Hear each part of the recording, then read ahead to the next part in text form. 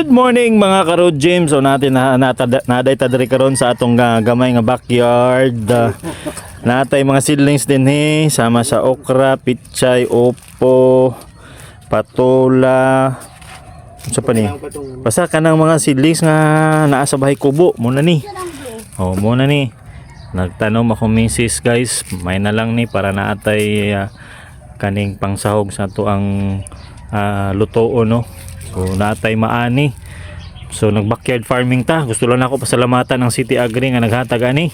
Thank you kayo sa City Agri office ng Jensen for giving us the seedlings. Ayan, dyan din si Papa Lolo. Nagtanim din ng balanghoy.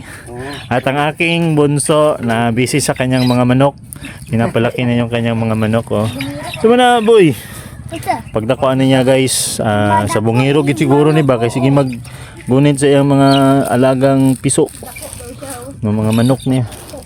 So mo ni karon nag tanom mi mga ka-road gym para naatay gulayon no, para di na ta magsigig palit palingki parting mahala na gid taon sa gulay.